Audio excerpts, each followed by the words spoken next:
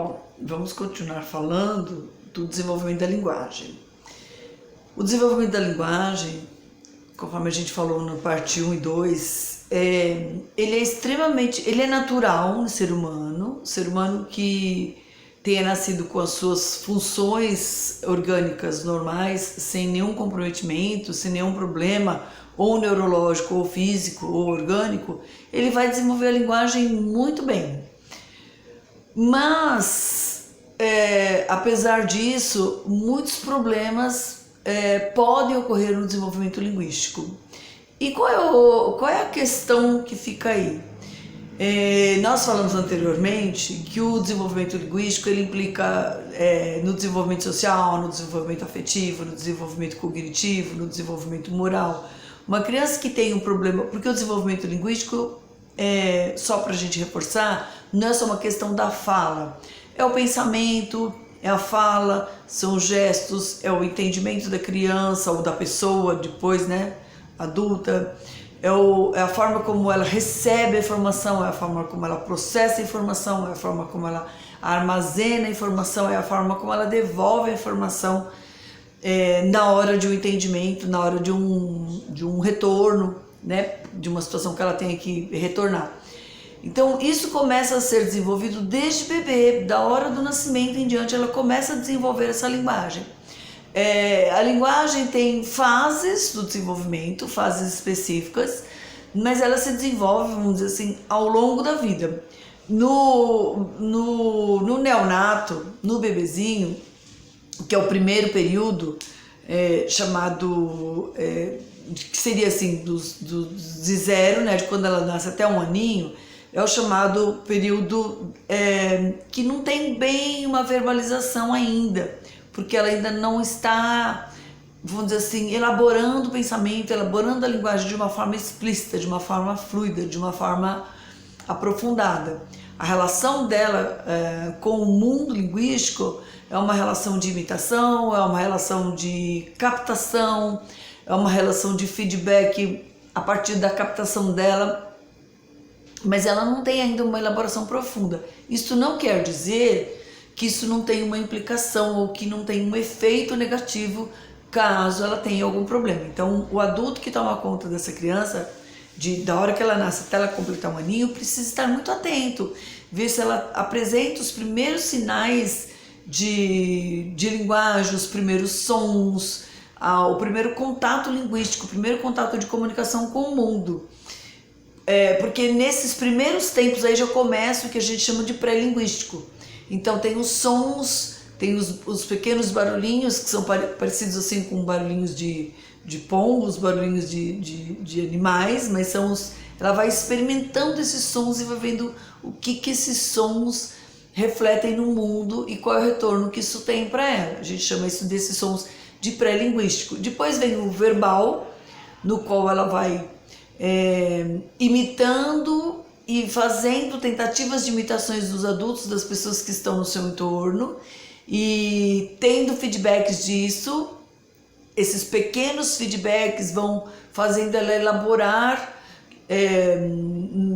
no sistema psicolinguístico dela e no neurolinguístico, porque já vai formando as sinapses, já vai formando o pensamento linguístico dela. Ela já vai, uma criança que já vai elaborando aos pouquinhos, não ainda de uma forma sofisticada, como a gente falou anteriormente. Então algumas coisas ela domina dessa linguagem, outras coisas não. Geralmente com monossílabos, com palavras simples, com uma relação linguística simples, mas ela já começa a experimentar isto. Existem algumas teorias que a gente falou anteriormente, do inatismo, por exemplo, que é aquela que acredita que a gente nasce pronto para desenvolver a linguagem. O problema do inatismo é que normalmente o adulto ele fica esperando as coisas acontecerem. O adulto que se relaciona com essa criança, que acredita no inatismo, ele fica esperando essas coisas acontecerem. E ele não estimula a criança. Isso pode trazer para a criança um grande prejuízo linguístico. E que não é só um prejuízo no sentido assim, da linguagem propriamente dita, verbal, ou da linguagem dela social, mas pode trazer um prejuízo no pensamento linguístico, que mais para frente, quando ela precisar disso, nas questões acadêmicas, no pensamento mais elaborado, isso pode ser derradeiro em termos de prejuízo para ela. O bebê, quando ele balbucia, que ele faz aqueles barulhinhos assim parecidos com vogais ou com consoantes, ele está tentando se comunicar, tentando se fazer expressar. Na medida em que o adulto dá um feedback, dá um retorno para ela, para essa criança, conversando com ela, tentando expressar seu pensamento e dando retorno para ela daquilo que ela está solicitando, daquilo que ela está tentando comunicar, isso vai se tornando uma linguagem propriamente dita. Então, aqueles pequenos balbucios sem sentidos no início deixam de ser só balbucios e passam a ser uma comunicação, uma linguagem. Porque logo depois dos balbucios, ela vem com monossílabos, com dissílabos, com pequenos enunciados, que ainda não tem uma gramática, não tem uma elaboração gramatical, não tem uma conjugação verbal, mas que já aparecem e já são importantes para a elaboração do pensamento dela e para expressar o que ela está pensando, o que ela está sentindo, o que ela está vendo, o que ela está percebendo. Ela vai se comunicando através desses pequenos enunciados. Então ela aponta e diz dadá. Esse dadá significa que ela quer, ela está expressando um desejo. Por exemplo, um bebezinho que estava perto dela caiu, ela faz caiu, está expressando uma preocupação dela, ela não está só anunciando que caiu, porque outra coisa poderia ter caído e ela não ter anunciado, mas ela está anunciando uma preocupação. O bebê caiu e está chorando, então ela está informando, ela está já ali demonstrando um certo grau de consciência linguística. E a próxima etapa seria essa consciência linguística, que é quando ela começa mesmo a expressar o seu pensamento, a compreender o pensamento do outro, aquela história de dizer assim, né?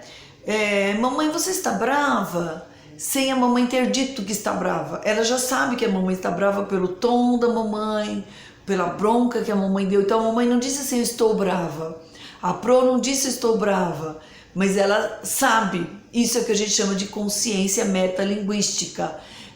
A criança vai desenvolvendo aí pela idade que ela tem, dependendo, isso varia de criança para criança, de cultura para cultura, ela vai desenvolvendo uma certa consciência metalinguística, ou seja, a linguagem vai para além da linguagem, além das frases que estão sendo ditas, além das palavras que estão sendo ditas, vai para além do sentido daquilo que está sendo dito. Isso é muito importante porque expressa que ela está já interagindo, a linguagem deixou de ser um mero instrumento de comunicação, é algo muito mais poderoso. Como a gente diz, a linguagem, a comunicação tem poder.